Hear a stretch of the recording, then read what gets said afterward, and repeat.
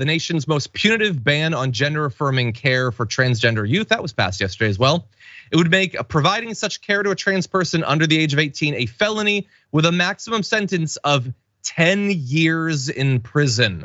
It also bans gender-affirming surgery from being performed on trans minors, though such surgeries aren't performed on minors. The bill also bans doctors from prescribing puberty blockers and hormone replacement therapy to people under the age of 18. But they will go even one step further than that.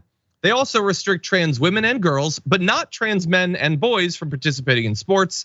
They ban trans students from participating in women's and girls' sports from kindergarten through college, with the Republican-controlled legislature overriding a previous veto by the Democratic governor. This is Kansas, by the way, here.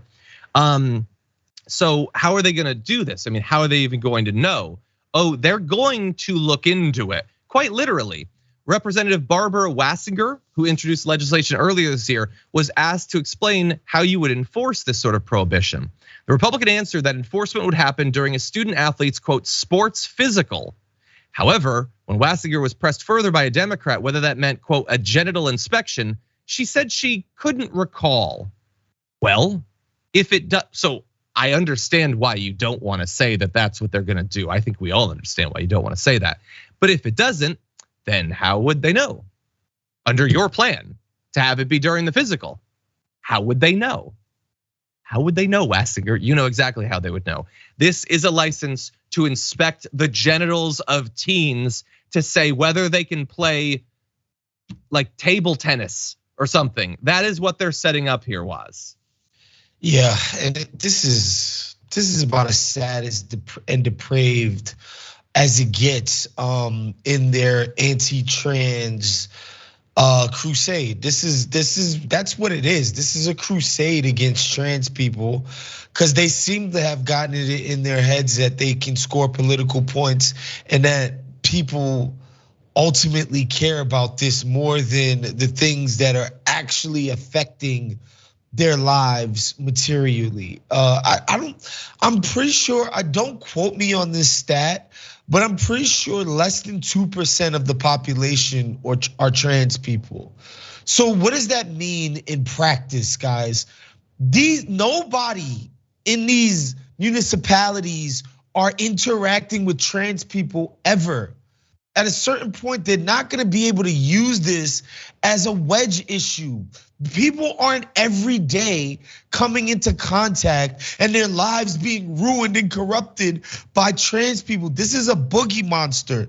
There aren't this huge population of quote unquote trans athletes ruining youth sports. It doesn't exist. This is a made up issue.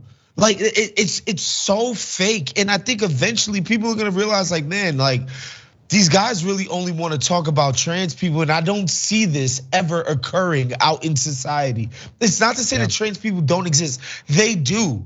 But the extent to which that every single law, every time these people get on TV, every time their whole messaging is about eliminating this alleged trans problem. Like this is craziness.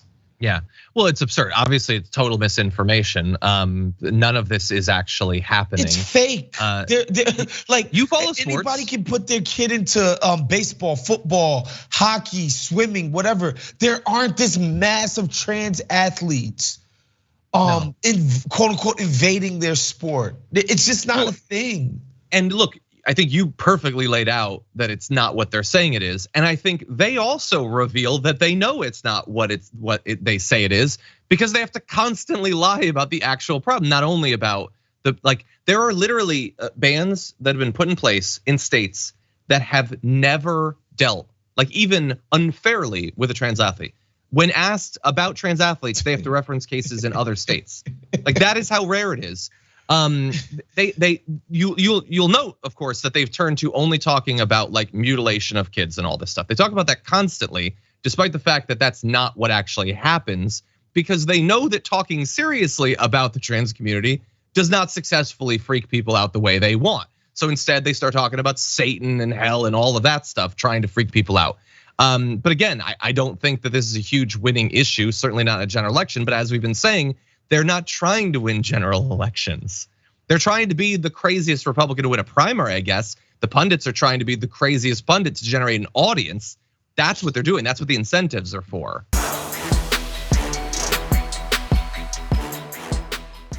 Check out the Damage Report podcast each day, wherever you get your podcasts, whether Pocket Casts or Stitcher or iTunes. You can join me as I give you the news and stories you want, with a range of co-hosts and interview guests jumping in on the fun each day. Again, that's the Damage Report, wherever you get your podcasts. And if you get them at iTunes, don't forget to rate and review. Sometimes I'll read them live on the show.